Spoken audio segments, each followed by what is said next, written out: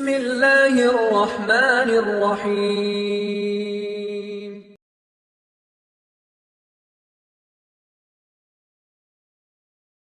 السلام عليكم ورحمة الله وبركاته. கண்ணியத்துக்குரிய அன்பு சகோதர சகோதரிகளே, அல்லாஹ் ரப்புல் ஆலமீன் எப்படி அவனுடைய அருளால் அவனுடைய நாட்டத்தால் அல்லாஹ் இன்றைய தினத்திலே இந்த இடத்திலே என்னையும் உங்களையும் ஒன்று கூட்டினானோ, அதுபோன்று அல்லாஹ் ரப்புல் ஆலமீன் எம்மை ஜன்னத்துல் ஃபிர்தௌஸிலே ஒன்று கூட்டுவானாக. அதிலும் குறிப்பாக அல்லாஹுடைய தூதர் முஹம்மது ரசூலுல்லாஹ் ஸல்லல்லாஹு அலைஹி வஸல்லம் அவர்களோடும் அவர்களுடைய தோழர்களோடும் அல்லாஹ் என்னையும் உங்களையும் உலக முஸ்லிம்களையும் ஒன்று கூட்டுவானாக.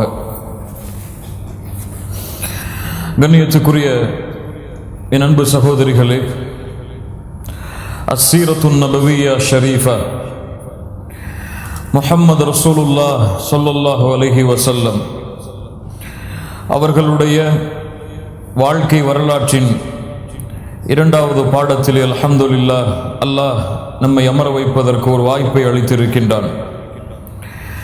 கண்ணியத்துக்குரிய என் அன்பு சகோதர சகோதரிகளே, அஸ்ஸீரா என்றால் சார யசீரு சைரன், பயணம் செய்வது என்று பொருள்படும். சீரா என்று வரலாற்று ஆசிரியர்கள் வரலாற்றிற்கு பயணம் செய்யக்கூடிய இந்த வார்த்தையை அழைப்பதற்கு காரணம், ஒருவருடைய வாழ்க்கையை அவர் எந்த வழியில் சென்றாரோ அந்த வழியில் சென்று அந்த வரலாற்றை அறிவதற்குத்தான் சீரா என்ற வார்த்தையை வரலாற்று ஆசிரியர்கள் பயன்படுத்துகின்றார்கள். குறிப்பாக முஹம்மது ரசூலுல்லாஹ் ஸல்லல்லாஹு அலைஹி வஸல்லம் அவர்களுக்கு அஸ்ஸீரத்துன் நபவிய்யா என்று வரலாற்று ஆசிரியர்கள் அவர்களுடைய வரலாற்றிற்கு இந்த சீரா என்ற வார்த்தையை பயன்படுத்தியதன் காரணம், முஹம்மது ரசூலுல்லாஹ் ஸல்லல்லாஹு அலைஹி வஸல்லம் அவர்கள் இந்த பூமியில் பிறந்ததிலிருந்து அவர்கள் இந்த பூமியை விட்டு பிரிந்தது முதல் அவர்கள் எந்த வழியிலெல்லாம் இந்த உலகத்திலே சென்றார்களோ அந்த வழியிலே சென்று அவர்களுடைய வரலாற்றை அறிவதற்குத்தான் அஸ்ஸீரத்துன் நபவிய்யா என்று பெயர்படுகிறது. கண்ணியத்துக்குரிய என் அன்பு சகோதர சகோதரிகளே, இன்றைய எம்முடைய பாடத்துடைய முதல் பகுதி மன்ஹுமுல் அரப் மக்கள் என்று அழைக்கப்படக்கூடிய அவர்கள் யார், அவர்களுடைய தலைமுறை என்ன, அவர்கள் எந்த இடத்திலிருந்து இந்த அரபு தேசத்திலே வந்து அமர்ந்தார்கள். அரபுகள் என்று அழைக்கப்படக்கூடிய இந்த சொல் அரபி மொழியை அவர்கள் பேசியதால் அரபுகள் என்று அழைக்கப்படுகின்றார்கள். இந்த அரபுகளை வரலாற்று ஆசிரியர்கள் இரண்டு வகையாக பிரிக்கின்றார்கள். இந்த அரபுகளை வரலாற்று ஆசிரியர்கள் இரண்டு வகையாக பிரிக்கிறார்கள். அல் அரபுல் பாஇதா வல் அரபுல் பாக்கியா. அல் அரபுல் பாஇதா வல் அரபுல் பாக்கியா. அல் அரபுல் பாஇதா என்றால் இவர்கள்தான் அரபுகளில் மூத்தவர்கள். அரபுகள் என்று அழைக்கப்படுவதற்கு முதலாக தகுதியுடையவர்கள் இந்த மக்கள். இவர்கள்தான் பழமை வாய்ந்த அரபுகளுடைய வம்சத்தை சார்ந்தவர்கள். இவர்கள் யார்? இவர்கள் அல்லாஹுடைய தூதர் முஹம்மது ரசூலுல்லாஹ் ஸல்லல்லாஹு அலைஹி வஸல்லம் அவர்களுடைய சமூகத்திற்கு முன்னால் அனுப்பப்பட்ட சில நபிமார்களுடைய சமூகத்தை சார்ந்தவர்கள். உதாரணமாக ஆதுடைய சமூகம், சமூதுடைய சமூகம். இந்த ஆது சமூது கூட்டம் பழமை வாய்ந்த அரபுகள் என்று வரலாற்று ஆசிரியர்கள் பதிகின்றார்கள். அரபுல் பாஇதா பழமை வாய்ந்த அரபுகள். இவர்கள்தான் அரபுகளில் முன்னோடிகள். இவர்களில் உதாரணம் ஆது வ சமூத். இந்த கூட்டத்தை பற்றி அல்லாஹ் ரப்புல் ஆலமீன் அவனுடைய புத்தகம் அல் குர்ஆனிலே அல்லாஹ் பலவாறாக இவர்களை விவரிக்கின்றான். இந்த ஆது சமூது கூட்டம்தான் அரபு தேசத்திலே முதலாக வாழ்ந்தவர்கள். இவர்களோடு பல அரபு மக்களும் வாழ்ந்திருக்கின்றார்கள். ஆனால் இவர்களுடைய வரலாறுகள் எல்லாம் அந்தந்த நபிமார்களோடு அழிக்கப்பட்டு விட்டது. போரால் அழிந்திருக்கலாம், அல்லது அல்லாஹுடைய இயற்கையான சீற்றங்களால் அழிந்திருக்கலாம், அல்லாஹுடைய கோபத்தால் அழிந்திருக்கலாம். இந்த அரபுல் பாஇதா பழமை வாய்ந்த அரபுகள் இப்போது எங்கும் கிடையாது. இவர்களுடைய சமூகம் முழுவதுமாக அழிக்கப்பட்டு விட்டது. இரண்டாவது அரபுடைய சமூகம் வரலாற்று ஆசிரியர்களுடைய பிரிவின் அடிப்படையில் அல் அரபுல் பாக்கியா, மீதி இருக்கக்கூடிய அரபுகள். இந்த இரண்டாவது வகையில் இரண்டு அரபுகள் வருகின்றார்கள். இந்த இரண்டாவது வகையில் இரண்டு அரபுகள் வருகின்றார்கள். கஹ்தானியா, அதுனானியா. குழம்ப வேண்டாம். அரபுகள் இரண்டு வகை. அல் அரபுல் பாஇதா வல் அரபுல் பாக்கியா.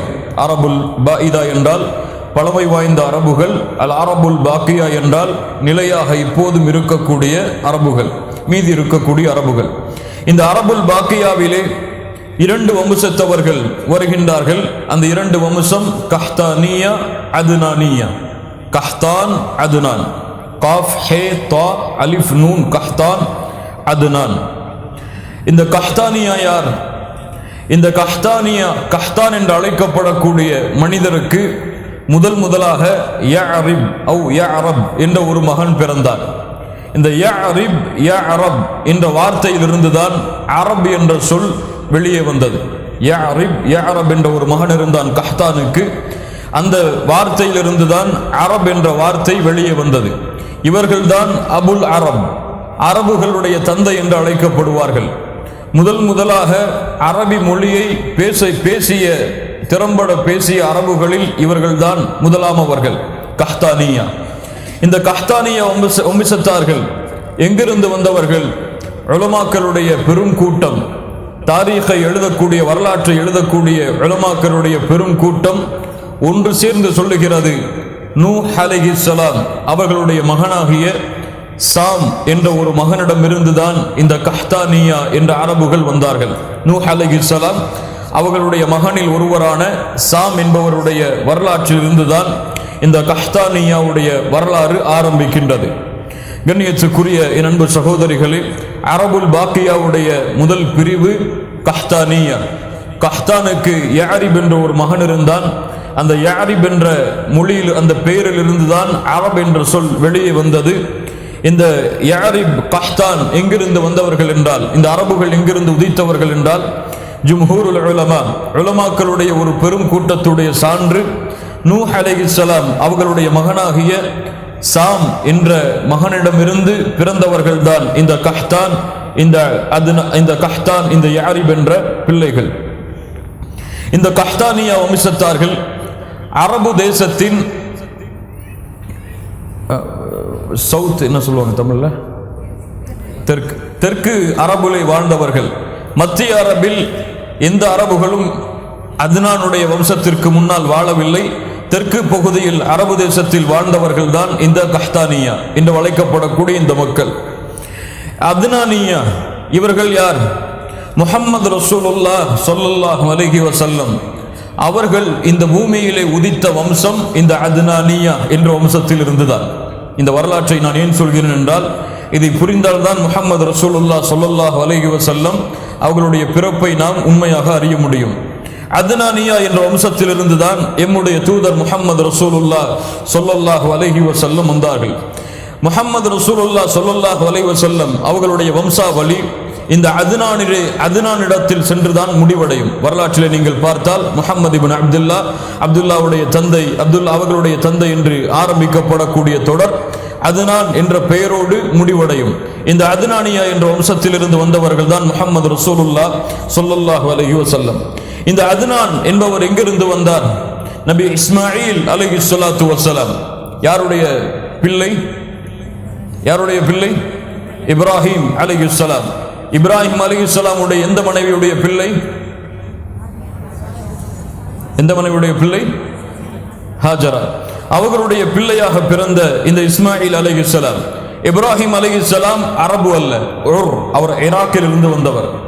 ஹாஜர் அலைஹிஸ்ஸலாம் அவர்களும் அரபு அல்ல, அவர்கள் எகிப்தில் இருந்து வந்தவர்கள். எகிப்துடைய அரசனுடைய மகளாக இருந்தவர்கள் இப்ராஹிம் அலைஹிஸ்ஸலாம் அவர்கள் திருமணம் முடித்தார்கள். இப்ராஹிம் அலைஹிஸ்ஸலாம் ஈராக்கில் இருந்து, ஹாஜர் அலைஹிஸ்ஸலாம் எகிப்தில் இருந்து. இவர்கள் இரண்டு பேரும் அரபு தேசத்தில் பிறந்தவர்கள் அல்ல, மக்கா மதீனாவில் பிறந்தவர்கள் அல்ல. ஆனால் அல்லாஹ்வுடைய கட்டளைக்காக நபி இப்ராஹிம் அலைஹிஸ்ஸலாத்து வஸ்ஸலாம் தன்னுடைய மனைவியையும் தன்னுடைய மகனாகிய இஸ்மாயில் அலைஹிஸ்ஸலாம் அவர்களையும் அழைத்து வந்து மக்காவிலே பொட்டல் பூமிகளை விட்டு வந்தார்கள். அல்லாஹ் ரப்புல் ஆலமீன் அதை அவர்களுக்கு கட்டளையிட்டார். அந்த இஸ்மாயில் அலைஹிஸ்ஸலாம் அவர்கள் வளர்ந்ததற்கு பிறகு அவர்கள் கஹ்தானியா என்று அழைக்கப்படக்கூடிய தெற்கு தேசத்தில் வளர்ந்த அரபுகளுடைய ஒரு பெண்ணை திருமணம் முடித்தார்கள். இஸ்மாயில் அலைஹிஸ்ஸலாம் அவர்களும் அரபு அல்ல. அவர்கள் எங்கிருந்து திருமணம் முடித்தார்கள்? கஹ்தானியா என்ற தெற்கிலே வாழ்ந்த அரபுகளுடைய தேசத்தில் இருந்து இஸ்மாயில் அலைஹிஸ்ஸலாம் அவர்கள் திருமணம் முடித்தார்கள். அந்த இஸ்மாயில் அலைஹிஸ்ஸலாம் அவர்களுடைய வம்சத்தில் 7வது தலைமுறையில் பிறந்தவர் அல்லது 8வது தலைமுறையில் பிறந்தவர்கள் தான் அதுனான் என்று அழைக்கப்படக்கூடிய அந்த மனிதர். அவர் பிரசித்தி பற்றி இருந்ததால் அந்த தலைமுறை முழுவதும் அதுனானியா என்று அழைக்கப்பட்டது. திரும்ப சொல்கிறேன், அதுனானுடைய வம்சம்தான் முஹம்மது ரசூலுல்லாஹ் ஸல்லல்லாஹு அலைஹி வஸல்லம் அவர்களுடைய வம்சம். அதுனான் என்பவர் யார்? இஸ்மாயில் அலைஹிஸ்ஸலாம் கஹ்தானியா தெற்கு தேசத்திலே வாழ்ந்த அரபுகளிடம் இருந்து ஒரு பெண்ணை திருமணம் முடித்தார்கள். அந்த பெண்ணின் மூலமாக உருவான சந்ததியில் 7வது தலைமுறை அல்லது 8வது தலைமுறை இந்த அதுனான் என்பவர். இந்த அதுனானுடைய தலைமுறையில் இருந்துதான் அல்லாஹ்வுடைய தூதர் முஹம்மது ரசூலுல்லாஹ் ஸல்லல்லாஹு அலைஹி வஸல்லம் 20வது தலைமுறையாக உதித்தார்கள். சந்தேகம் கிடையாது, 20வது தலைமுறை அதுனானுக்கு பிறகு 20வது தலைமுறை தான் முஹம்மது ரசூலுல்லாஹ் ஸல்லல்லாஹு அலைஹி வஸல்லம். இஸ்மாயில் அலைஹிஸ்ஸலாம் கஹ்தானிடமிருந்து ஒரு பெண்ணை திருமணம் முடித்து அதன் மூலமாக அதுனான் என்பவர் வந்தார். அதுனானிடமிருந்து 20வது தலைமுறையாக பிறந்தவர்கள் தான் முஹம்மது ரசூலுல்லாஹ் ஸல்லல்லாஹு அலைஹி வஸல்லம். இந்த அதுனானிடம் இருந்துதான் குறிப்பாக அரபு தேசம் விரிந்தது, பரவியது. அரபு மக்கள் முழுவதும் உருவானது குறிப்பாக இந்த அதுனானுடைய வம்சத்தில் இருந்துதான். இதுதான் அரபுகளை பற்றி நாம் சுருக்கமாக அவர்களுடைய வரலாற்றை புரிந்து கொள்வதற்காக. அரபுகள் 2 வகைப்படுவார்கள், அரபுல் பாஇதா அல் அரபுல் பாக்கியா. அரபுல் பாஇதா யார்? பழமை வாய்ந்த அரபுகள். இவர்கள் இந்த பூமியில் இப்போது கிடையாது. அந்தந்த சமூகத்திற்கு அவர்கள் அனுப்பப்பட்டார்கள். அதில் நாம் அறிந்த அந்த பழமை வாய்ந்த அரபுகள் தான் ஆத் சமூத் கூட்டத்தார்கள். அரபுல் பாக்கியா நிலையாக இருக்கக்கூடிய இந்த அரபுகள், இவர்கள் 2 வகை இருக்கிறது, கஹ்தானியா அதுனானியா. கஹ்தானியா நூஹ் அலைஹிஸ்ஸலாம் அவர்களுடைய மகனாகிய சாம் என்ற மகனிடமிருந்து பிறந்தது. இவர்கள்தான் அரபுகளில் தெற்கு தேசத்தில் அரபு தேசத்தில் வாழ்ந்த அரபுகள். அதுனானியா இவர்கள் யார்? இஸ்மாயில் அலைஹிஸ்ஸலாம் அவர்களுடைய பிள்ளைகளில் அதுனான் என்பவர் 7வது 8வது தலைமுறையாக பிறந்தார். அதிலிருந்து உதித்ததுதான் அதுனானியா என்ற ஒரு பெயர். இந்த அதுனானுடைய தலைமுறையில் எத்தனையாவது தலைமுறை? முஹம்மது ரசூலுல்லாஹ் 20வது தலைமுறையாக முஹம்மது ரசூலுல்லாஹ் ஸல்லல்லாஹு அலைஹி வஸல்லம் அவர்கள் பிறந்தார்கள். மன்ஹுமுல் அரப், அரபுகள் என்றால் யார் என்ற கேள்விக்குரிய பதில் இது. 2வது பாடம், இப்ராஹிம் அலைஹிஸ்ஸலாம் தௌஹீதிலே இருந்தார்கள். ஹாஜர் அலைஹிஸ்ஸலாம் தௌஹீதிலே இருந்தார்கள். இஸ்மாயில் அலைஹிஸ்ஸலாம் அவர்களும் தௌஹீதில் தான் இருந்தார்கள். லா இலாஹ இல்லல்லாஹ் முஹம்மது ரசூலுல்லாஹ் ஸல்லல்லாஹு அலைஹி வஸல்லம் என்ற கொள்கையில் தான் இருந்தார்கள். ஆனால் தௌஹீதில் இருந்த அந்த மக்காவுடைய தேசத்தில் எப்படி ஷிர்க் நுழைந்தது? முக்கியமான கேள்வி. அரபுகளுடைய வம்சத்தில் இஸ்மாயில் அலைஹிஸ்ஸலாம் அதுனானுடைய வம்சமாக இஸ்மாயில் அலைஹிஸ்ஸலாமுடைய வம்சம் அதுனான். இவர்களுடைய தலைமுறை தௌஹீதில் இருந்த பொழுது, ஒரு நபியுடைய தலைமுறையாக இருந்த பொழுது, இப்ராஹிம் அலைஹிஸ்ஸலாம் அவர்களுடைய மார்க்கத்தை பின்பற்றி அந்த தலைமுறை வாழ்ந்த பொழுது எப்படி மக்காவிலே சிலை வணக்க வழிபாடு நுழைந்தது? கண்ணியத்துக்குரியவர்களே, அல்லாஹ்வுடைய தூதர் ஸல்லல்லாஹு அலைஹி வஸல்லம் அவர்களுடைய காலத்திற்கு முன்னால் அரபு தேசத்திலே முழுவதும் இணை வைப்பு பரவி இருந்தது. எங்கு பார்த்தாலும் சிலை வணக்க வழிபாடுகள், எங்கு பார்த்தாலும் தெய்வங்களை ஏற்படுத்தி வணங்கக்கூடிய வணக்க வழிபாடுகள், மலக்குகளை இறைவனுடைய பெண் பிள்ளைகள் என்று அழைத்து அவர்களை வணங்கக்கூடிய வணக்க வழிபாடுகள், எது கிடைத்தாலும் அதை கடவுளாக எண்ணி வணங்கக்கூடிய இந்த ஷிர்க் எப்படி மக்காவிலே நுழைந்தது என்றால், அல்லாஹ்வுடைய தூதர் முஹம்மது ரசூலுல்லாஹ் ஸல்லல்லாஹு அலைஹி வஸல்லம் அவர்கள் கூறுகின்றார்கள். இமாம் புகாரி ரஹிமஹுல்லாஹ் பதிவு செய்கிறார்கள். அபூ ஹுரைரா ரலியல்லாஹு அன்ஹு அவர்கள் கூறுவதாக, ரஅய்து அம்ர் இப்னு ஆமிர் இப்னு லுஹய் அல்-குஸாஇ, ரஅய்து அம்ர் இப்னு ஆமிர் இப்னு லுஹய் அல்-குஸாஇ, அம்ர் என்ற ஒரு மனிதரை நான் பார்த்தேன் நரகத்திலே. யஜுர்ரு குஸ்பஹு ஃபின்னார், தன்னுடைய குடலை நரகத்திலே சுமந்து செல்கிறார். நரகத்திலே சுமந்து நரகத்தையே சுற்றி சுற்றி வருகிறார். வகான அவ்வல மன் ஷய்யப ஸவாயிப், இவர்தான் மக்காவிலே அரபு தேசத்திலே முதலாக சிலை வணக்க வழிபாடை ஏற்படுத்தியவர். அல்லாஹ்வுடைய தூதர் முஹம்மது ரசூலுல்லாஹ் ஸல்லல்லாஹு அலைஹி வஸல்லம் சொன்னார்கள், நரகத்திலே பார்த்தேன் இந்த அம்ர் இப்னு ஆமிர் இப்னு லுஹை அல்-ஹுஸாஇ, அம்ர் என்ற அந்த மனிதரை. அவர் தன்னுடைய குடலை சுற்றித் திரிந்தார் நரகத்திலே. இவர்தான் சிலை வணக்க வழிபாட்டை மக்காவிலே முதலாக ஏற்படுத்தியவர். இவர் மக்காவிலே இருந்த பொழுது ஷாம் தேசத்திற்கு பயணமாகிறார். ஷாம் தேசத்திற்கு பயணமான பொழுது அந்த சிரியாவிலே, அந்த ஷாம் என்று அழைக்கப்படக்கூடிய அந்த சிரியாவுடைய பிரதேசங்களில் மக்கள் சிலை வணக்க வழிபாடிலே ஈடுபடுவதை பார்த்து ஆச்சரியப்படுகிறார். ஏதாவது ஒரு தேவை வேண்டுமென்றால் உடனடியாக அந்த சிலையிடம் சென்று கேட்கக்கூடிய அந்த வழக்கத்தை பார்த்து இவரும் ஆச்சரியப்பட்டு இந்த வணக்க வழிபாடு எம்முடைய தேசத்திலும் ஏற்படுத்த வேண்டும் என்று எண்ணி அந்த சிலைகளில் முதலாவது சிலையான ஹுபல் என்ற ஒரு சிலையை மக்காவை நோக்கி எடுத்து வருகிறார். இவர் மிகப்பெரிய தலைவராக இருந்தார். இந்த அம்ர் இப்னு ஆமிர் இப்னு லுஹை அல்-ஹுஸாஇ மக்காவிலே மிகப்பெரிய தலைவராக இருந்தார், கண்ணியத்துக்குரியவராக இருந்தார், மரியாதைக்குரியவராக இருந்தார், அதிகமான செல்வங்களை மக்காவாசிகளுக்கு கொடுக்கக்கூடிய தலைவராக இருந்தார். இவர் ஷாம் தேசத்திற்கு சென்று அந்த ஹுபல் என்ற சிலையை எடுத்து வந்து காபாவுடைய நடுப்பகுதியில் அதை வைக்கிறார். பிறகு மக்களை அழைத்து, இதுதான் எம்முடைய இறைவனிடத்திலே எம்மை அழைத்து செல்லக்கூடிய ஹுபல் என்ற ஒரு மரியாதை மிக்க சிலை, இதை நாம் அழைத்தால் இறைவனை நெருங்கலாம் என்று கூறி ஷிர்கை இவர்தான் முதலாக மக்காவிலே ஏற்படுத்துகிறார். என்ன சிலையை கொண்டு வந்தார்? ஹுபல் என்ற சிலைதான் மக்காவிலே மக்காவாசிகள் முதலாக இணை வைப்பிற்காக பயன்படுத்திய சிலை. இந்த சிலைதான் இன்று வரை அல்லாஹ்வுடைய தூதர் ஸல்லல்லாஹு அலைஹி வஸல்லமுடைய காலம் வரை மக்காவாசிகள் தலைமை சிலையாக நினைத்து வழங்கிய சிலை இந்த ஹுபல் என்ற ஒரு சிலை. அதற்கு பிறகு மக்காவாசிகளிடத்தில் பல சிலை வணக்க வழிபாடுகள் உருவானது. லாத் என்ற சிலை, உஸ்ஸா என்ற சிலை. இந்த லாத்து உஸ்ஸாவெல்லாம் அல்லாஹ்வுடைய தூதர் ஸல்லல்லாஹு அலைஹி வஸல்லம் அவர்களுடைய சந்ததியில், அவர்களுடைய வம்சத்தில் பிறந்த நல்லவர்கள். இவர்கள் இறந்ததற்கு பிறகு மக்கள் இவர்களை மரியாதை செலுத்துவதற்காக, கண்ணியம் செலுத்துவதற்காக இவர்களை சிலையாக வடிவித்து வணங்கிக் கொண்டிருந்தார்கள். இந்த சிலை தாயிஃபுடைய பிரதேசத்திலிருந்து எடுத்து வரப்பட்ட சிலை. ஹுபல் எங்கிருந்து எடுத்து வரப்பட்ட சிலை? ஷாம். லாத் மிகவும் உயர்தரமான சிலை. இந்த சிலை தாயிஃபிடமிருந்து, தாயிஃப் என்ற நகரத்திலிருந்து எடுத்து வரப்பட்ட சிலை. அல்லாஹ்வுடைய தூதர் ஸல்லல்லாஹு அலைஹி வஸல்லம் அவர்களுடைய காலத்திற்கு முன்னால் இந்த ஷிர்க் இப்படி பரவி இருந்தது.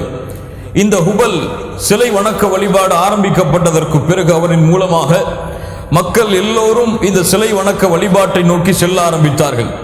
எதுவெல்லாம் கிடைக்கிறதோ அதையெல்லாம் வணங்கக்கூடிய மக்களாக மக்காவாசிகள், இப்ராஹிம் அலைஹிஸ்ஸலாம் அவர்களுடைய வழியை பின்பற்றி கொண்டிருந்த மக்காவாசிகள் மாற ஆரம்பித்தார்கள்.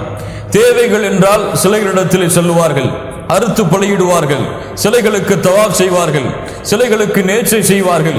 இப்படியே வணக்க வழிபாட்டை அல்லாஹ்விற்கு செலுத்தாமல் இப்ராஹிம் அலைஹிஸ்ஸலாம் அவர்களுடைய வழியிலிருந்து விலகி சிலைகளுக்கு செய்ய ஆரம்பித்தார்கள்.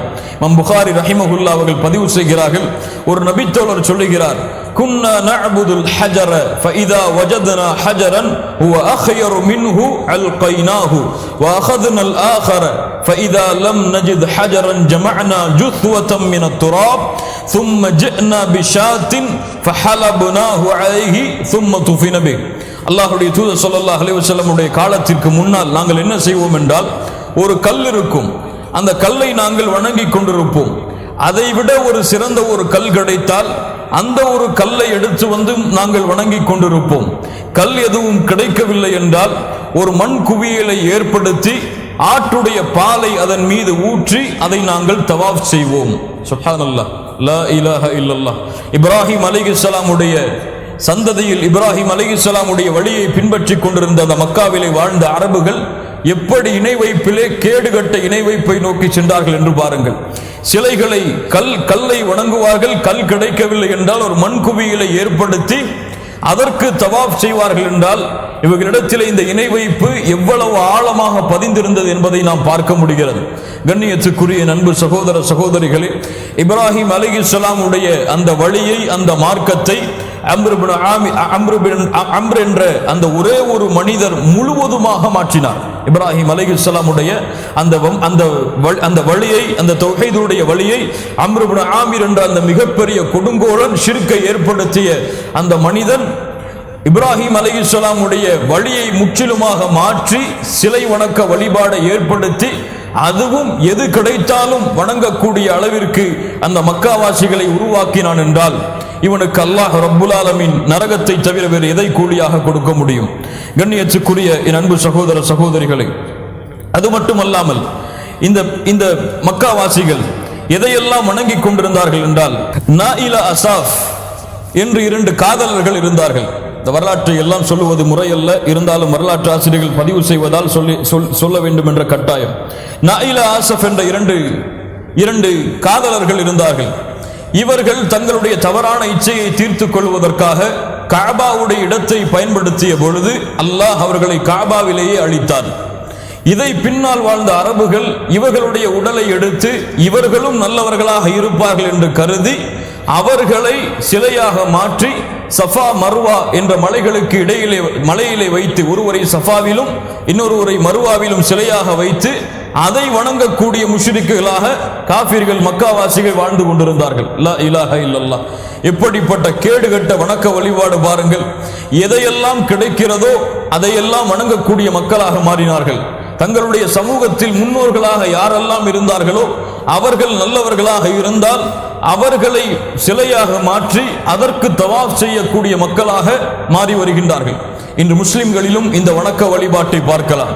அல்லாஹ்வுடைய தூதர் ஸல்லல்லாஹு அலைஹி வஸல்லம் தௌஹீதை கொண்டு வந்ததற்கு பிறகும், லா இலாஹ இல்லல்லாஹ்வை கொண்டு வந்ததற்கு பிறகும், அல்லாஹ்வை வணங்குமாறும் ஷிர்க்கை விட்டு ஒதுங்கிக் கொள்ளுமாறும் இந்த சமூகத்தை எச்சரிக்கை செய்ததற்கு பிறகும், இந்த சமூகத்திலே வந்த நல்லவர்கள் யாராவது மரணித்து விட்டால் இன்றளவும் கூட அவர்களுடைய கபரை கண்ணியம் செலுத்தி அந்த கபருக்கு தவாஃப் செய்யக்கூடிய மக்களாக இந்த முஸ்லிம்கள் இருப்பதை நம்மால் பார்க்க முடிகிறது. நம்முடைய நாடுகளிலே பார்க்கலாம். கபர்களை தவாஃப் வருவார்கள், கபர்களுக்கு சஜ்தா செய்வார்கள், கபர்களை அலங்கரிப்பார்கள், கபர்களுக்கு மரியாதை செலுத்துவார்கள். கபரிலே சென்று அங்கே உட்கார்ந்தால், அங்கே அமர்ந்தால், அதை தொட்டால் பரக்கத் என்று எண்ணுவார்கள், அதற்கு பூஜை செய்வார்கள். இது போன்ற ஷிர்கான வணக்கத்தை ஐயாமுல் ஜாஹிலியாவிலே வாழ்ந்த அந்த முஷ்ரிக்குகள் செய்தார்கள் என்றால் அதை அப்படியே எடுத்து இன்று முஸ்லிம்களில் பலரும், சிலரல்ல பலரும் இந்த வணக்க வழிபாட்டை அல்லாஹ்விற்கு செய்ய வேண்டிய இந்த வணக்க வழிபாட்டை நல்லடியார்கள் இருந்த இடத்திற்கு செய்யக்கூடிய நிலைமையை இன்றளவும் எம்மால் பார்க்க முடிகிறது. அல்லாஹ் ரப்புல் ஆலமீன் நம்முடைய சமூகத்தை சுத்தப்படுத்துவானாக. காபாவிலே 360 சிலைகளை அல்லாஹ்வுடைய தூதர் முஹம்மது ரசூலுல்லாஹ் ஸல்லல்லாஹு அலைஹி வஸல்லம் அவர்கள் கண்டார்கள். எப்போது? ஃபத்ஹ் மக்காவின் பொழுது, மக்காவுடைய வெற்றியின் பொழுது. அவ்வளவு சிலைகளையும் வைத்து இந்த ஹுபல் என்ற சிலையை தலைமை சிலையாக வைத்து மக்காவாசிகள் வணங்கி கொண்டிருந்தார்கள். இப்படி இணை வைப்பு அந்த மக்காவாசிகளிடத்திலே கலந்திருந்த பொழுதும் அல்லாஹ்வை மட்டுமே வணங்கி வழிபடக்கூடிய சில மக்களும் அந்த சமூகத்திலே இருந்தார்கள். சுப்ஹானல்லாஹ். அழகிய வரலாறு மீண்டும் உங்களுக்கு நான் நினைவுபடுத்துகிறேன். முஹம்மது ரசூலுல்லாஹ் ஸல்லல்லாஹு அலைஹி வஸல்லம் உடைய காலத்திற்கு முன்னாலும் இப்படி மக்காவாசிகள் ஷிர்கிலும் குஃப்ரிலும் இருக்கும் பொழுது கூட அல்லாஹ் ஒருவனை மட்டுமே வணங்கி ஷிர்க்கை எதிர்க்கக்கூடிய மக்களும், இப்ராஹிம் அலைஹிஸ்ஸலாம் அவர்களுடைய வழியை பின்பற்றக்கூடிய நல்ல மக்களும் அந்த சமூகத்திலே வாழத்தான் செய்தார்கள். அவர்களைத்தான் ஹுனஃபா என்று அழைக்கப்படும். மன்ஹுமுல் ஹுனஃபா. அந்த ஹுனஃபாக்கள் யார்? ஐயாமுல் ஜாஹிலியாவிலே வாழ்ந்த ஹுனஃபா என்ற மக்கள் யார்? ஹுனஃபா என்றால் ஹனீஃப் என்ற வார்த்தையுடைய பன்மை. ஹனீஃப் என்றால் ஷிர்கிலிருந்து விலகி தௌஹீதை நோக்கி செல்லக்கூடியவர். ஷிர்கிலிருந்து முற்றிலுமாக விலகி தௌஹீதை நோக்கி செல்லக்கூடிய அந்த மனிதருக்குத்தான் ஹனீஃப் என்ற வார்த்தை பயன்படுத்தப்படும். இந்த வார்த்தை அல்லாஹ் யாருக்கு பயன்படுத்துகிறான் குர்ஆனிலே? இப்ராஹிம் அலைஹிஸ்ஸலாம் ஹனீஃபம் முஸ்லிமா என்று அல்லாஹ் ரப்புல் ஆலமீன் இப்ராஹிம் அலைஹிஸ்ஸலாம் அவர்களுக்கு இந்த வார்த்தையை பயன்படுத்துகிறான். இந்த ஷிர்கிலிருந்து ஐயாமுல் ஜாஹிலியாவில் காலத்திலே ஷிர்கிலிருந்து விலகி தௌஹீதிலே வாழ்ந்த அந்த மனிதர்கள் யார்? குஸ் பின் சாயிதா. இவர்தான் அல்லாஹ்வுடைய தூதர் ஸல்லல்லாஹு அலைஹி வஸல்லம் அவர்கள் சிறு குழந்தையாக இருந்த பொழுதும் அதற்கு முன்னதாகவும் ஷிர்க்கை எதிர்த்து பிரச்சாரம் செய்தவர். இவர் யார்? குறைஷியா? இவர் குறைஷி அல்ல, பனு இயாத் என்ற கோத்திரத்தை சார்ந்தவர். பனு இயாத் என்ற கோத்திரத்தை சார்ந்தவர். இந்த பனு இயாதுடைய மக்கள் இன்னும் ஓமான் போன்ற பிரதேசங்களில் வாழ்ந்து கொண்டிருக்கிறார்கள். இந்த பனு இயாத் என்ற கோத்திரத்தை சார்ந்த இந்த குஸ் இப்னு சாயிதா, பனு இயாத் என்ற கோத்திரத்தை சார்ந்த குஸ் இப்னு சாயிதா அல்லாஹ்வை வணங்குமாறு அந்த மக்களை ஏவினார். மக்கள் சிலை வணக்க வழிபாட்டை செய்து கொண்டிருக்கும் பொழுது அதை தடுப்பதற்காக பல கவிகளை மக்காவிலே பாடிக்கொண்டிருந்தார். மிக அழகான கவிகளை எல்லாம் அவருடைய வரலாற்றிலே நாம் பார்க்கலாம். முஹம்மது ரசூலுல்லாஹ் ஸல்லல்லாஹு அலைஹி வஸல்லம் அவர்களுடைய காலத்திலே, முஹம்மது ரசூலுல்லாஹ் என்று சொல்லும் பொழுது ஸல்லல்லாஹு அலைஹி வஸல்லம் என்று நாவுகள் உச்சரிக்க வேண்டும். அல் பகீல், யார் கஞ்சன் என்றால், யாருக்கு முன்னால் என் பெயர் உச்சரிக்கப்படும் பொழுது யார் எனக்கு ஸலவாத்தை கூறவில்லை அவர்கள்தான் கஞ்சர்கள். முஹம்மது ரசூலுல்லாஹ் ஸல்லல்லாஹு அலைஹி வஸல்லம் அவர்களுடைய காலத்திலே பனு இயாதுடைய கோத்திரம் முஹம்மது ரசூலிடத்தில் இஸ்லாமை ஏற்ற வந்த பொழுது அல்லாஹ்வுடைய தூதர் கேட்டார்கள், ஐன குஸ், அந்த குஸ் என்ற மனிதர் எங்கே? குஸ் இப்னு சாயிதா எங்கே என்று அல்லாஹ்வுடைய தூதர் ஸல்லல்லாஹு அலைஹி வஸல்லம் கேட்டார்கள். அவர்கள் சொன்னார்கள், அல்லாஹ்வுடைய தூதரை, குஸ் எப்போதோ மரணித்து விட்டார். அவருடைய வார்த்தைகளில் சில வார்த்தைகளை எதையாவது நீங்கள் கூற முடியுமா என்று அந்த பனு இயாதை பார்த்து அல்லாஹ்வுடைய தூதர் கேட்ட பொழுது அவர் கூறிய அந்த தௌஹீதுடைய வார்த்தைகளை அவர் கேட்பார். மக்களை வாருங்கள், பனு இயாதுடைய கோத்திரத்தார்களை வாருங்கள், எதை நீங்கள் வணங்குகிறீர்கள்? உங்களுடைய முன்னோர்கள் எங்கே சென்றார்கள்? எங்கே அவர்கள் சென்றார்கள்? யார் கூலி கொடுக்க முடியும் நன்மைக்கு? கூலி கொடுப்பவனை தவிர. யார் தீமைக்கு கூலி கொடுக்க முடியும்? அதை தடுத்தவனை தவிர என்று அல்லாஹ்வை பற்றியும் மறுமையை பற்றியும் மக்களுக்கு எச்சரிக்கை செய்து ஷிர்கில் இருந்து மக்களை ஒதுக்கி கொண்டிருந்தார் இந்த குஸ் இப்னு சாயிதா என்ற ஒரு மனிதர், பனு இயாதுடைய கோத்திரத்தை சார்ந்தவர். இவர் அல்லாஹ்வுடைய தூதர் ஸல்லல்லாஹு அலைஹி வஸல்லமுடைய காலத்திற்கு முன்னால் ஷிர்க்கை எதிர்த்து மக்காவிலே வாழ்ந்த ஹுனஃபாவில் ஒருவர், மக்காவிலே பிரச்சாரம் செய்த ஹுனஃபாவிலே ஒருவர். இரண்டாவது யார்? இப்னு இஸ்ஹாக், வரலாற்று ஆசிரியர்களில் சிறந்தவர். முஹம்மது ரசூலுல்லாஹ் ஸல்லல்லாஹு அலைஹி வஸல்லம் அவர்களுடைய வரலாற்றை முதலாக முழுவதுமாக தொகுத்தவர் இப்னு இஸ்ஹாக். இவருடைய வரலாற்றை படிக்காமல் முஹம்மது ரசூலுல்லாஹ்வுடைய வரலாற்றை ஸல்லல்லாஹு அலைஹி வஸல்லம் யாரும் எழுத முடியாது, யாரும் எழுதவில்லை. அவ்வளவு வரலாற்றிலே பிரசித்தி பெற்ற இப்னு இஸ்ஹாக் அல்லாஹ்வுடைய தூதருடைய காலத்திற்கு மிகவும் பின்னால் காலத்திலே வாழ்ந்தவர். இப்னு இஸ்ஹாக் 500 ஹிஜ்ரி ஆண்டுக்கு பின்னால் வாழ்ந்தவர் இப்னு இஸ்ஹாக். இவர்கள் கூறுகின்றார்கள், ஒரு முறை குறைஷிகள் ஈதுடைய நாளை ஏற்படுத்தினார்கள். சிலைகளுக்கு பூஜை செய்யக்கூடிய ஒரு பெருநாளை ஏற்படுத்தினார்கள். ஊருக்கு ஒதுக்குப்புறமாக எல்லா குறைஷிகளும் தங்களுடைய குழுவையும் அழைத்து கொண்டு அந்த சிலையுடைய விழாவிற்காக சென்ற பொழுது 4 மக்கள் அதை விட்டு விலகி இருந்தார்கள். இவர்கள் தான் அந்த ஹுனஃபாவுடைய முக்கியமானவர்கள். அதில் முதலாமவர் யார்? நாம் எல்லாம் அறிந்தவரில் ஒருவர் வரகா இப்னு நௌஃபல் இப்னு அஸத். வரகா இப்னு நௌஃபல் இப்னு அஸத். இவர் யார்? ஹதீஜா ரலியல்லாஹு அன்ஹா அவர்களுடைய சாச்சாவுடைய மகன் வரகா இப்னு நௌஃபல் இப்னு அஸத். இவர் அதில் ஒருவர். இரண்டாவது உபைதுல்லாஹ் இப்னு ஜாஸ், அல்லாஹ்வுடைய தூதர் ஸல்லல்லாஹு அலைஹி வஸல்லம் உடைய குடும்பத்தாரில் ஒருவர். இவரும் உஸ்மான் இப்னு ஹுவைரிஸ் என்ற ஒரு மனிதர், ஸைத் இப்னு அம்ர் இப்னு நுஃபைல் என்ற ஒரு மனிதர். இவர் உமர் ரலியல்லாஹு அன்ஹு அவர்களுடைய குடும்பத்தை சார்ந்தவர். வரகா இப்னு நௌஃபல். இவர்கள் யார்? இவர்கள் மக்காவிலே வாழ்ந்த பொழுது மக்காவிலே இருக்கக்கூடிய சிலை வணக்க வழிபாட்டை புறக்கணித்து நஸ்ரானியாக மாறினார். கிறிஸ்துவ மதத்தை தன்னுடைய மதமாக ஏற்றுக்கொண்டார். முஹம்மது ரசூலுல்லாஹ் ஸல்லல்லாஹு அலைஹி வஸல்லம் நுபுவத்தை அடைவதற்கு முன்னால் இவர் நஸ்ரானியாக இருந்தார். நஸ்ரானியில் மிகப்பெரிய மார்க்கத்தை கற்ற, நஸ்ரானியுடைய மதத்தை முழுவதுமாக கற்றறிந்த ஒரு மிகப்பெரிய மார்க்க அறிஞராக இந்த வரகா இப்னு நௌஃபல் அவர்கள் இருந்தார்கள். அதனால்தான் முஹம்மது ரசூலுல்லாஹ் ஸல்லல்லாஹு அலைஹி வஸல்லம் அவர்களுக்கு வஹை மூலமாக ஜிப்ரீல் அலைஹிஸ்ஸலாம் வஹையை கொண்டு வந்த பொழுது ஹதீஜா ரலியல்லாஹு அன்ஹா யாரிடத்தில் அழைத்து சென்றார்கள்? வரகா இப்னு நௌஃபல் இடத்தில் தான் அழைத்து சென்றார்கள்.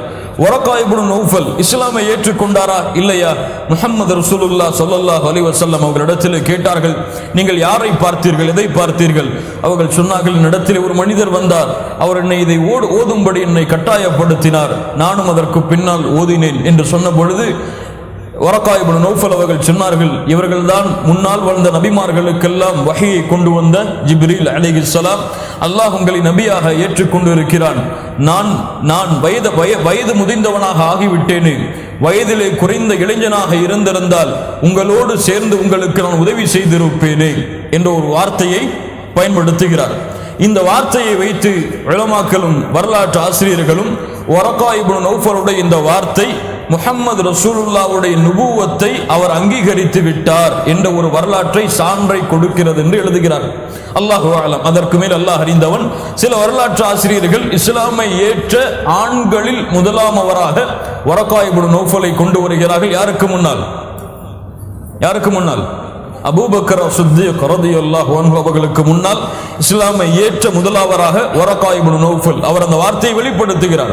நான் மட்டும் வயோதிகனாக இல்லை என்றால், வாலிபனாக இருந்திருந்தால், மக்கள் உங்களை வெளியேற்றும் பொழுது, உங்களுடைய கோத்திரத்தார்கள் உங்களை துரத்தும் பொழுது நான் உங்களுக்கு உறுதுணையாக இருப்பேன் என்ற வார்த்தையை வைத்து இவரும் இஸ்லாமிய மார்க்கத்தை ஏற்றிருக்கலாம் என்று ஒரு வரலாற்றை கொண்டு வருகிறார்கள்.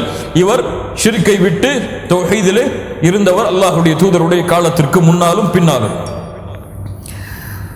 இரண்டாவது உபைதுல்லா இப்னு ஜஹ்ஷ். இவர் யார்?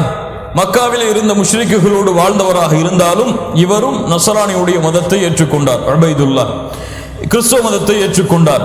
அல்லாஹ்வுடைய தூதர் ஸல்லல்லாஹு அலைஹி வஸல்லமுடைய குடும்பத்தாராக இவர் இருந்தார். இவர் அல்லாஹ்வுடைய தூதர் ஸல்லல்லாஹு அலைஹி வஸல்லமுடைய காலத்திலே உம்மு சலமா ரலியல்லாஹு அன்ஹா, யார் இவர்கள்? முஹம்மது ரசூலுல்லாஹ்வுடைய மனைவிமார்கள் ஒருவர். உம்மு சலமா ரலியல்லாஹு அன்ஹா அவர்களை முதலாக திருமணம் முடித்தவர் தான் இந்த உபைதுல்லா இப்னு ஜஹ்ஷ். இவர் அபிசீனியாவிற்கு ஹிஜ்ரத் செய்தார். ஹிஜ்ரத் செய்து அவர் அங்கே இருந்த பொழுது மீண்டும் நஸ்ரானியுடைய மதத்தை ஏற்றுக்கொண்டார். இஸ்லாமை ஏற்றதற்கு பிறகு முர்த்ததாக அவர் மாறினார். முர்த்ததாக மாறிய காரணத்தால் தான் உம்மு சலமா அவர்களை விட்டு விலகினார்கள். அதற்கு பிறகு அதே நிலையிலேயே சிறு நாட்களுக்கு பிறகு மரணமாகிவிட்டார் நஸ்ரானியாக, முர்த்ததாக. இங்கே ஒரு விஷயத்தை நினைவுபடுத்துகிறேன். இஸ்லாமிய மார்க்கத்துடைய சட்டத்தின்படி முர்த்ததாக ஒரு மனிதர் ஹலீஃபாவுடைய ஆட்சியில் மாறினார், ஹிலாஃபத் இருக்கும் பொழுது அவர் முர்த்ததாக மாறினால் அவருக்குரிய தண்டனை என்ன? அவரை நாம் கொலை செய்ய வேண்டும். ஆனால் இந்த உபைதுல்லா இப்னு ஜஹ்ஷ் இவர் இஸ்லாமிய மார்க்கத்தை ஏற்றுக்கொண்டார், சஹாபாக்கள் இருந்தார்கள். அந்த நேரத்தில் இவர் முர்த்ததாக மாறினாலும் ஏன் இந்த உபைதுல்லாவை சஹாபாக்கள் எதுவும் செய்யவில்லை? அங்கே ஹிலாஃபத் இஸ்லாமிய ஆட்சி இன்னும் அமையவில்லை. இதிலிருந்து என்ன புரிகிறது? இஸ்லாமிய ஆட்சி நடக்காத நாடுகளில் ஒருவர் இஸ்லாமிய மார்க்கத்தை விட்டு வெளியேறி முர்த்ததாக மாறினால் அவரை தொந்தரவு செய்வதற்கோ அவருக்கு இந்த சட்டத்தை கொடுப்பதற்கோ யாருக்கும் தகுதி கிடையாது, ஹிலாஃபா அமையும் வரை. இவர் நஸ்ரானியாகவே மரணித்து விட்டார். அல்லாஹ் ரப்புல் ஆலமீன் பாதுகாப்பானாக. மூன்றாவது உஸ்மான் இப்னு அல் ஹுவைரிஸ். இவரும் நஸ்ரானியாக இருந்தார். ஐயாமுல் ஜாஹிலியாவுடைய ஷிர்கை எதிர்த்து நஸ்ரானியுடைய மதத்தை ஏற்றுக்கொண்டார். அதே நிலையிலேயே மரணித்து விட்டார். ஆனால் இவர் அல்லாஹ்வுடைய தூதர் ஸல்லல்லாஹு அலைஹி வஸல்லமுடைய நுபுவத்தை பற்றி கேள்விப்பட்டாரா இல்லையா என்று எமக்கு தெரியாது. அல்லாஹு அலம், அல்லாஹ் தான் அறிந்தவன். நான்காவது ஸைத் இப்னு அம்ர் இப்னு நுஃபைல். இந்த ஸைத் இப்னு அம்ர் மிக முக்கியமான ஒரு மனிதர். இந்த ஸைத் இப்னு அம்ர் இவர் இஸ்லாம் நஸ்ரானியாகவோ கிறிஸ்துவராகவோ மாறவில்லை.